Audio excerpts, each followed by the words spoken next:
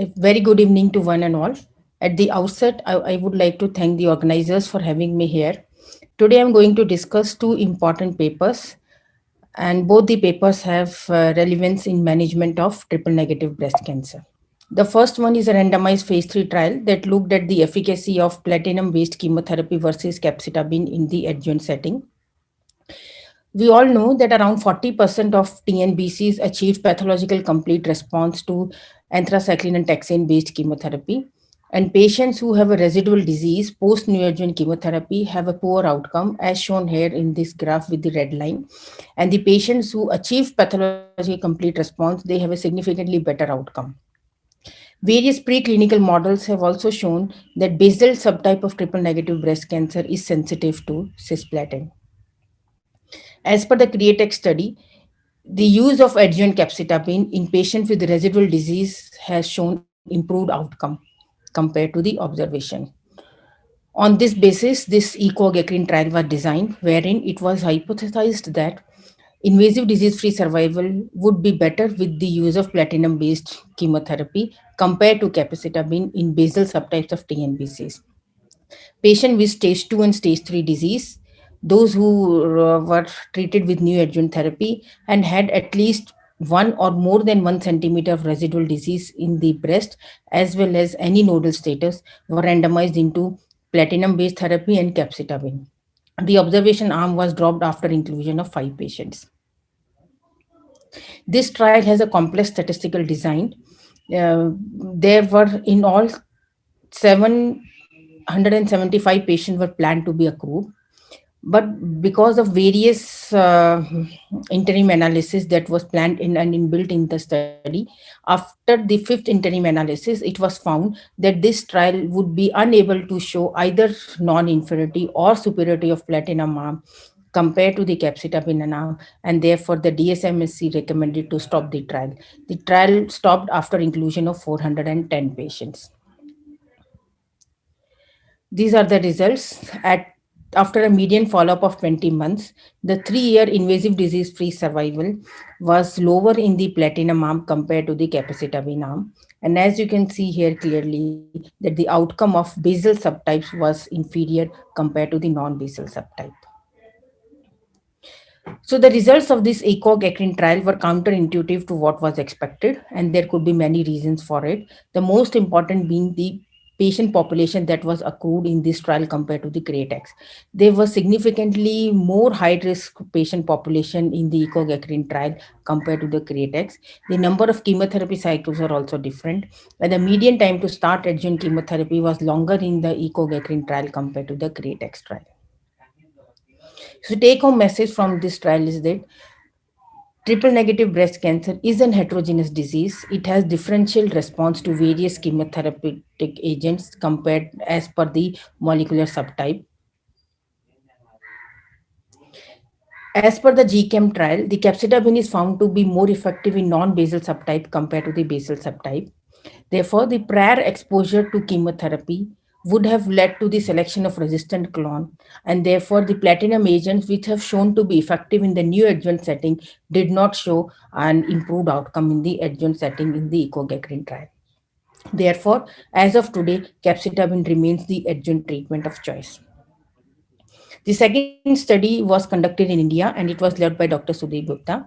This trial looked at the fixed dose combination of capecitabine and cyclophosphamide in metastatic breast cancer.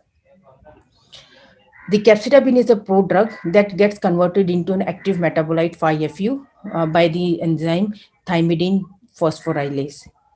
Cyclophosphamide, it enhances the activity of this enzyme, and therefore the combination of cyclophosphamide and capecitabine is synergistic. The fixed dose combination likely to improve the patient compliance. Therefore, on this basis, this study was planned.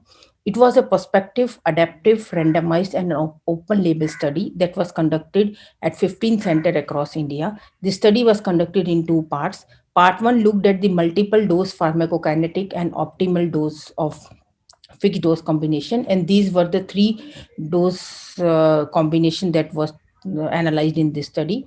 Part 2 looked at the efficacy and the safety of the optimal doses.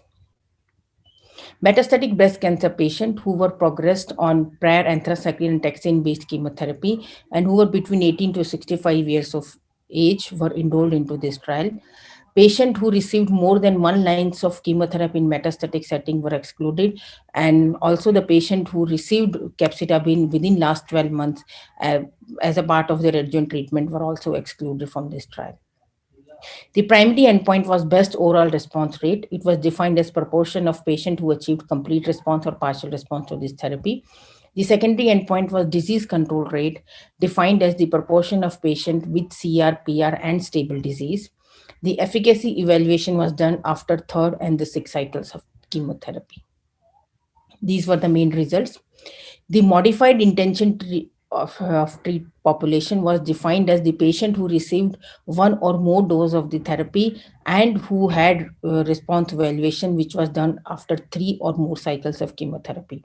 So at those two level, the best overall response rate was close to 30%, and the disease control rate at six cycles was 57%.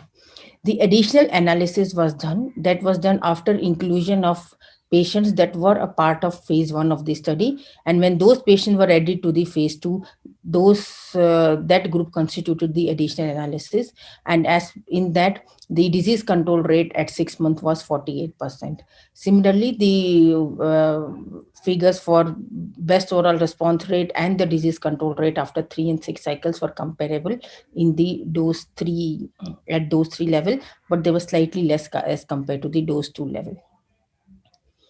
When these results of this study were compared to the previous published literature, the disease control rate were comparable, and they compare favorably with the prior studies. The toxicities were also more or less similar in the present study compared to what was reported earlier. In fact, the diarrhea and hand foot syndrome was slightly lower in the present study compared to the prior studies. So the fixed dose combination of capecitabine at 1800 milligram per day and cyclophosphamide at 80 milligram per day was found to be the most effective. This study did not find any abnormal pharmacokinetics with this fixed dose combination, and there was no correlation between the body mass index and the pharmacokinetics parameter were found. This combination was found to be effective. It was well tolerated by the patients, as well as it has a good disease control rate. So the take home message is that this combination is an attractive treatment option for patients with metastatic disease. It will definitely reduce the pill burden and improve the compliance of the patient. The response rate of 30% and disease control rate of 48% is comparable with the previous literature. However, the results of this study are less generalizable to the elderly population, as patients up to 65 years were included in this study. There was no comparator arm, like it would have been ideal to compare it with a single agent capecitabine to compare the efficacy as well as the toxicity.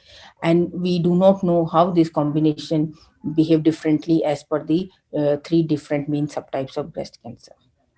Thank you for your kind attention.